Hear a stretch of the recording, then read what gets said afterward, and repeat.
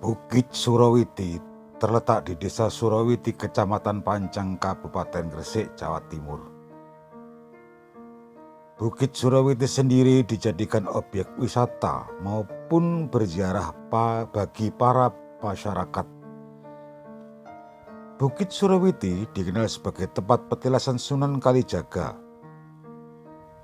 Di samping terdapat petilasan Sunan Kalijaga, di sana juga terdapat makam dari Empu Supo Mandrangi yang merupakan adik ipar dari Sunan Kalijaga.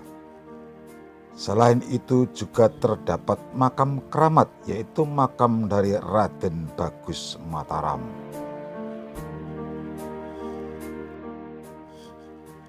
Asal muasal Bukit Surawiti dimulai dari santri Sunan Kalijaga yang bernama Suro Astono.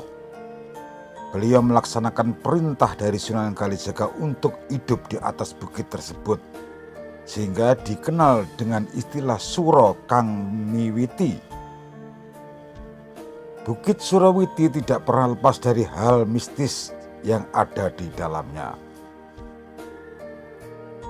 Banyak para wisatawan atau peziarah melakukan ritual untuk hal-hal tertentu demi memenuhi keinginannya.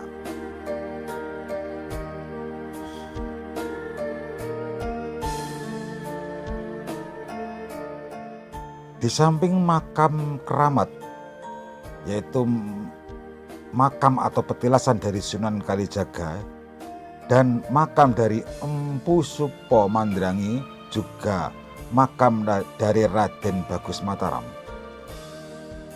Bukit Surawiti sendiri memiliki banyak gua, yaitu antara lain Gua Langse, Gua Macan, dan Gua Jodoh. Di sana juga terdapat batu teng yang dapat berbunyi. Selain itu juga di sana banyak spot foto yang bagus.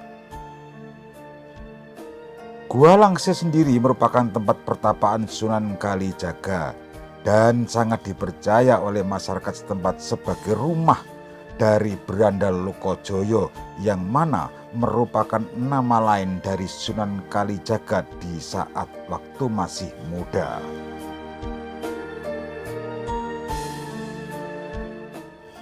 Gua Langse memiliki 3 ruangan. Di dalamnya yang pertama merupakan ruang serambi atau ruang pertemuan, lalu ruang yang kedua ruang tahanan atau ruang semedi, dan yang terakhir adalah ruang atau kamar tidur. Gua Langse sendiri merupakan tempat yang sangat umum untuk digunakan sebagai tempat melakukan ritual di Bukit Surawiti. Banyak sekali para pengunjung yang melakukan ritual semedi di Gua Langse ini.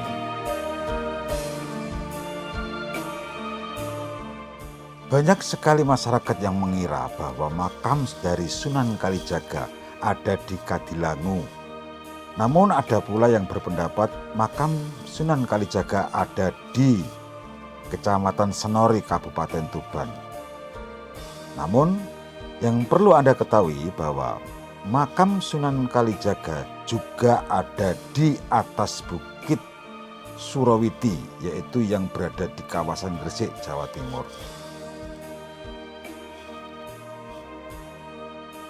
Namun bagi masyarakat Surawiti, mereka tidak ingin ada konflik antara pemangku makam Sunan Kalijaga di Bukit Surawiti dengan pemangku makam Sunan Kalijaga yang ada di Demak maupun yang ada di Senori, Kabupaten Tuban.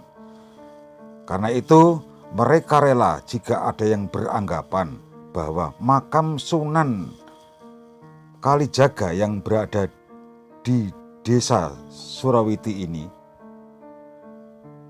hanyalah petilasan dari Sunan Kalijaga.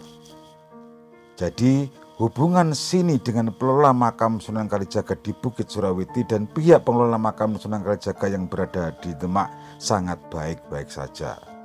Bahkan menurut salah satu warga di Bukit Surawiti, dahulu Sunan Kalijaga pernah menyinggah atau singgah di Bukit Surawiti untuk mendalami ilmu agama melalui gurunya, yaitu Kanjeng Sunan. Bonang. Di Bukit Surawiti pula, Sunan Kalijaga berdakwah dan menjalin hubungan diplomatik dengan kerajaan-kerajaan yang berkuasa pada saat itu. Sunan Kalijaga juga berdakwah dengan pendekatan yang mudah diterima masyarakat Hindu saat itu, yaitu dengan kesenian Jawa. Bangunan makam Sunan Kalijaga yang berada di Bukit Surawiti ini dikelilingi pagar batu setinggi dada orang dewasa. Terdapat pula gapura tua sebagai satu-satunya jalan masuk menuju komplek makam. Bangunan tersebut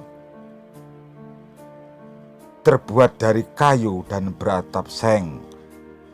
Sebagai situs bersejarah, bangunan ini tampak sangat sederhana.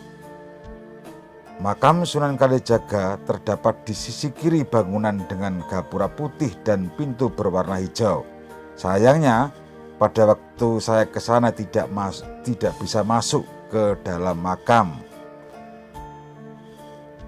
Tepat di depan gapura komplek makam Sunan Kalijaga ini terdapat papan petunjuk informasi tentang Gua Langsih yang sekitar 150 meter untuk pejalan kaki. Saya juga bertemu dengan dua ibu separuh baya yang langsung menyapa saya. Dan menurut salah satu dari ibu itu, banyak pengunjung yang datang ke Gua Langsih untuk bertapa. Meski sama sekali tidak tertarik untuk bertapa.